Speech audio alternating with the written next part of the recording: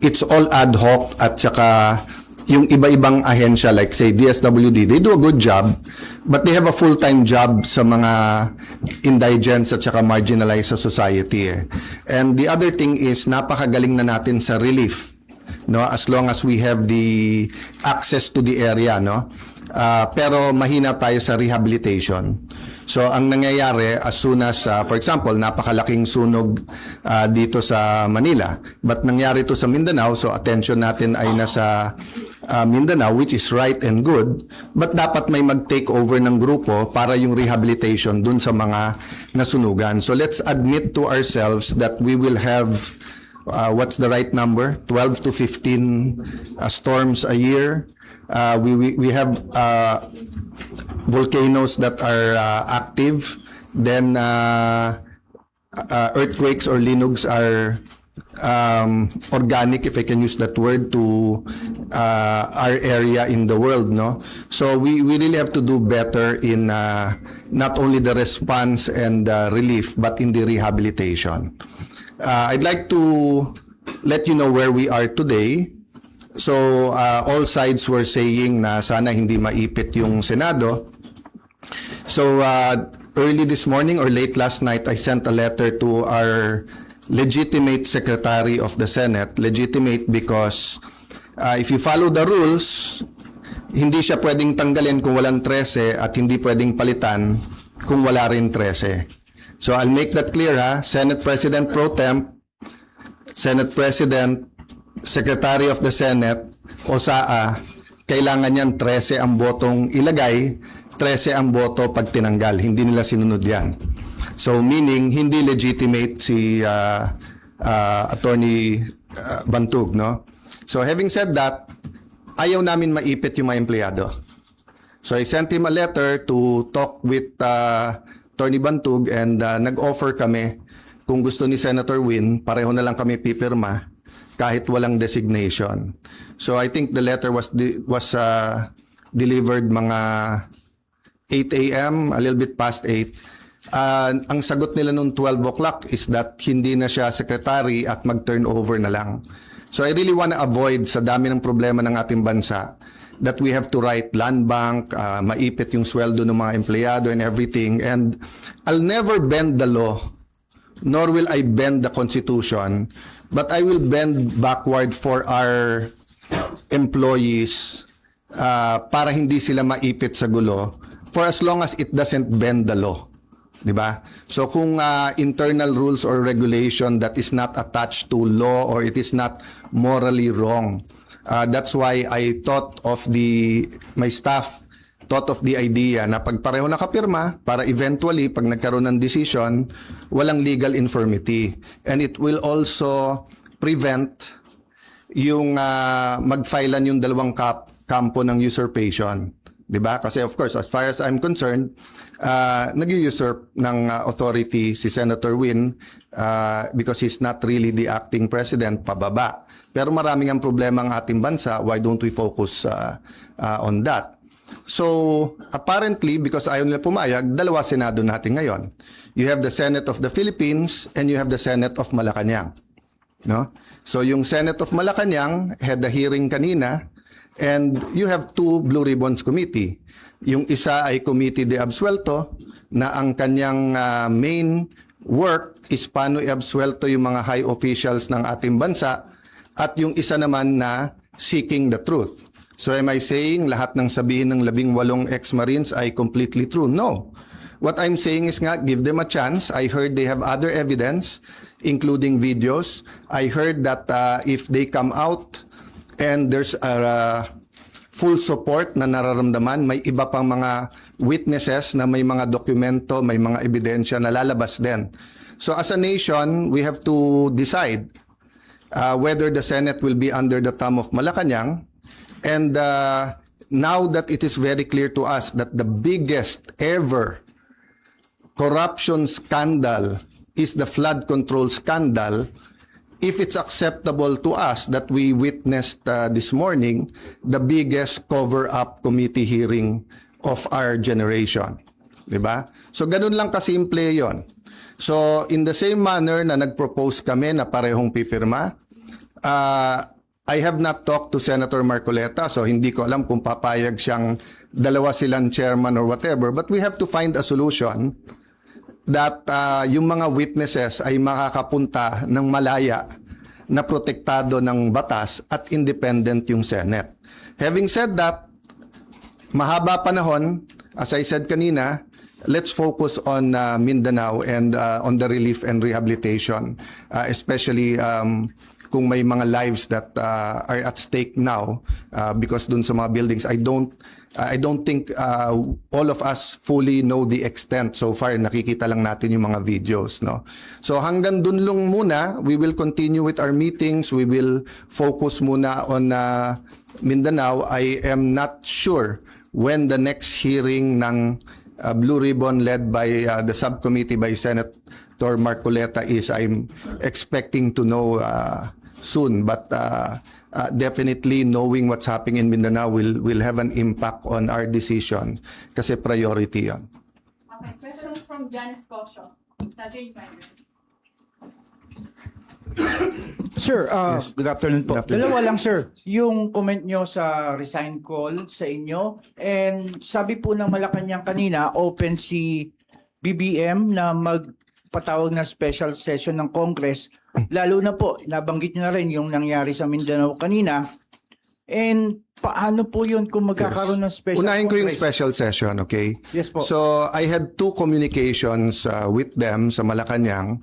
And both cases, sinabi nila sa akin, hindi pa handa yung mga bills na gusto nilang ipapasa para dun sa uplift. So biglang nung nagpalit ang majority, biglang kailangan ng special session dahil may bills na. Actually, kung may official silang bills, dapat na i-file na yon para na-refer na sa committee, di ba? So sabi nila, inaayos pa nila. But having said that, kung bigla nilang naayos from the time I had discussions with them, may LEDAC, pinospone nila the day before, tinawagan ako ng secretary na head, and then sabi niya, sir, pwede ba ituloy bukas? Sabi ko, kayo nag-postpone, ready ako. Tapos hindi rin naman nila tinuloy. Yung sinasabing magtrabaho tayo, nagtatrabaho kami, ready kami magtrabaho. Sila nag-walk out, kaya nagkaroon din kami ng parliamentary tool na ginamit. Sinasabi ni Senator Lacson paulit-ulit, and I feel bad for the generals, and I apologize in behalf of the whole Senate, both the majority and minority. But nakita nyo naman, after nila kinonvene illegally ang session, ano bang ginawa nila? Nag-adjourn sila sine die. Ang calendar natin pwede pa hanggang Friday. Hindi naman nila tinuloy yung session ng Thursday, Friday. Sasabi nilang mga gusto nilang ipasa eh. So ang problema natin sa kabila ay double standard. Iba ang sinasabi, iba ang ginagawa. So doon naman sa nananawagan na mag-resign, as I said, pag-usapan na lang natin in a few days after yung focus tayo sa Mindanao, but especially yung mga former presidents, yung mga nagkampi-kampi na mga Marcos na rin, papasalamat ako sa inyo sa call nyo na mag-resign ako bilang Senate President kasi ibig sabihin, nire-recognize nyo pa rin ako as Senate President. Kasi kung hindi nyo na ako nire-recognize as Senate President, ba't kayo nananawagan na mag-resign ako as Senate President? Di ba? Sir, kung gamitin ng Malacanang itong nangyari sa Mindanao, No, patawag na any special session that will redound to the good of the Filipino people is welcome. The special session is in the Constitution. Yung ginawa namin nung bago matapos yung bago mag-sinedie is precisely because aagawin nila yung committees at kailangan matuloy yung hearing tungkol sa Blue Ribbon. Having said that, Mindanao is now. Diba? They need the attention now. So if there's needed legislation, good. We will meet right away. If not, then tulong-tulong tayo. But aside from that, let's remember that the committees can continue to work. Nung pinauwi ni Senator Win, nung Thursday, yung mga empleyado, may Senate hearing pa si Senator Pia. So hindi totoo na hindi nagtatrabaho. Wala tayong dapat conflict kung may kailangan yung ating bansa. Whether it's legislation, whether it's a meeting na LEDAC, dapat tanggalin ng politika pagdating na ng I say politika, but it's an issue of graft and corruption. But what I meant is that it's a political issue vis-a-vis a more urgent. They're both important, but what's more urgent? You can postpone a hearing. You cannot postpone a rescue mission. You cannot postpone yung paghatid ng mga relief, di ba? And then, yun nga, hindi natin nararamdaman pa ng husto, pero the economic crisis is here. And every month until the end of the year, it'll get much worse before it gets better. Because nga, tuloy-tuloy ang problema sa Middle East, di ba? So maraming tinatamaan dyan. Supply chain, presyo ng dollar sa peso, presyo ng diesel at ng gasolina, kakulangan ng fertilizer, taas ng presyo ng fertilizer, desisyon ng Vietnam at saka ng desisyon muna ng India kung bibigyan tayo ng magbebenta ng fertilizer, desisyon ng India at saka ng Vietnam kung magbebenta ng bigas o hindi, desisyon ng Indonesia whether mag-export sila ng coal o hindi. All of these are kumbaga sa relo are moving parts na walang makakahula o makakapredict. So in that sense, kailangang magtulong-tulong talaga yung ating bansa.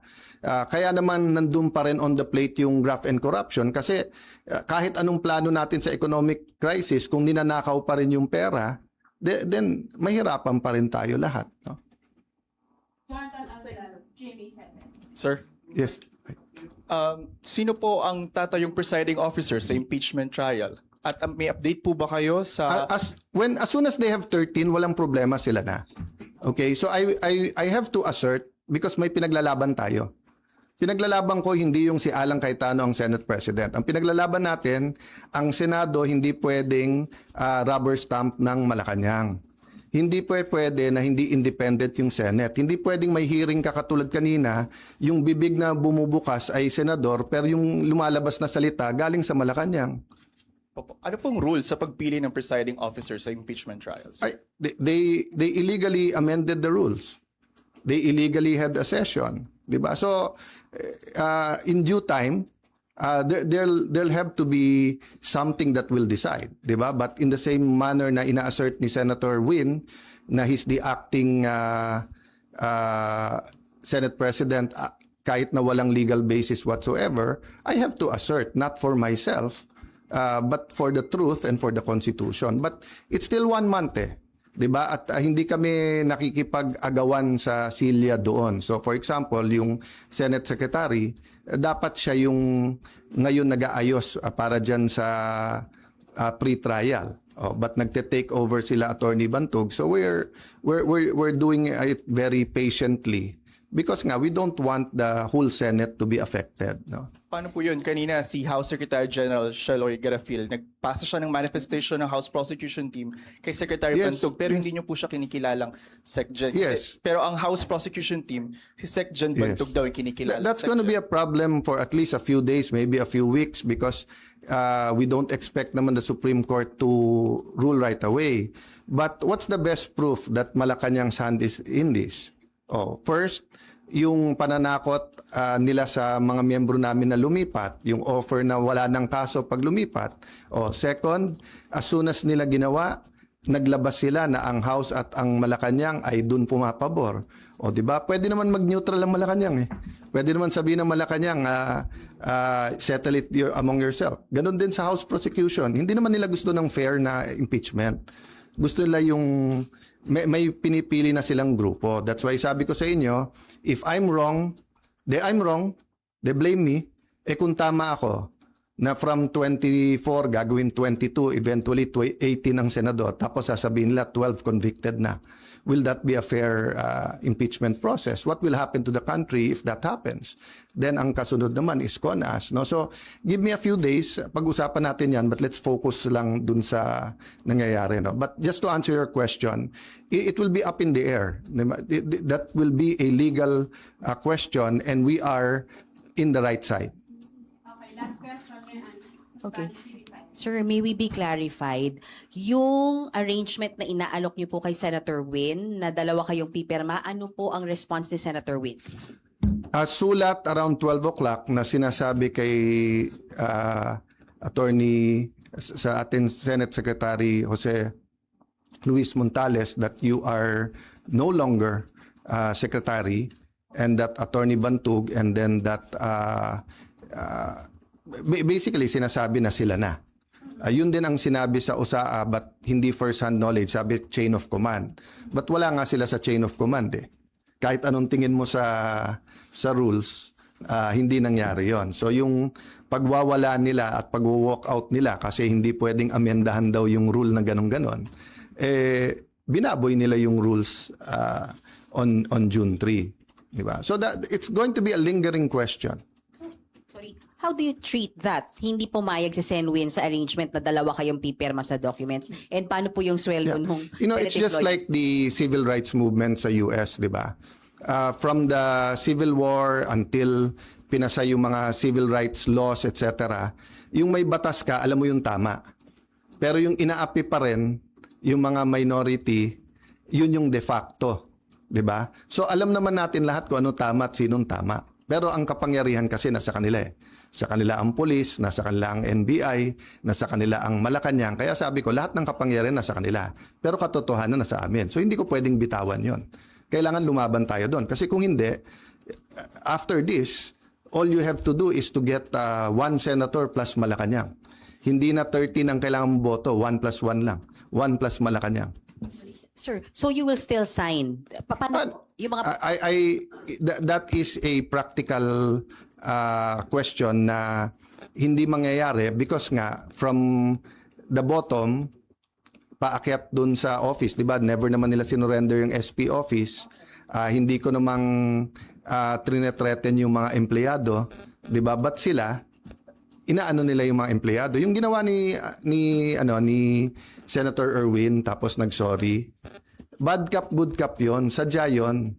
I-shock mo na yung mga empleyado, nakakasuhan ka, tawagin mo kung ano-ano. Tapos si Senator Win naman yung mabait. So kahit na nag-sorry siya, natanim na yun sa puso ng mga empleyado. 'Di ba? Kaya nga sa akin, sa mga empleyado, it's a matter of conscience. Sir, so you gave up the signing? No, I'm not giving it up. I'm just saying, malamang hindi dumating sa opisina ko yung pipirmahan. But I'm not giving it up. Diba? Kailangan ko i-assert yun. Sir, sorry, ano po ba yung extent nung arrangement na pinopropose po ninyo? Hanggang doon lang sa dalawa kayong magsasign? No, it was a official? first step lang kasi sinabi nila open sila. Hindi naman pala sila open. Diba? Kasi sabi nila, ayaw nila ng gulo. Diba? Sabi nila, eventually, kailangan magsama yung dalawang grupo, one Senate tayo. Diba? But mukhang ang utos ng Malacanang, hindi, kayo lang. Kasi nga alam nila na even if we go to the Supreme Court ASAP, it will take time. So in the meantime, they're buying time until they either get one more member or whatever. How will you assert kung hindi darating sa inyo yung pipirmahan? Basta in any way I can. And it's just like yung example na binigay ko sa'yo, whether it's apartheid, whether it's civil rights, di ba? Doon tayo sa tama. Okay, thank you guys. One last. Sandra. Sir, nabanggit niyo po kasi kanina yung Supreme Court. So are you referring to the one filed by the school teacher, Tayam, or meron po It's kayo always an reaction sa option Supreme for everyone. It's an option for the other side, for us, for the employees can also file. So let's see kasi nauna na si Senator Win, nag-meeting na yesterday ata sa mga taga-USAA and yung kanilang inappoint na secretary at USAA, bagamat illegal, di ba, umikot na in every... As I told you, no, as a practical matter, ang matagal na naging Senate President, si Senator Drilon, di ba? Tapos si Senator Soto, matagal din, more than 5 years, di ba? Si Senator Coco, Senator Mig, Senator Cheese, magkakasama sila ngayon eh. Ako naman, ni isang empleyado, wala pa ako na-appoint eh. So sa practical matter din, sila ang mga kaklose. So syempre, sila ang napakinggan. But I have faith in the Senate staff that they should listen to all sides. But I don't want to disturb, di ba, hindi civil war ang gusto namin. Ang gusto namin, manaig sa Senate kung ano tama, kung ano mali. Thank you guys. Thank you.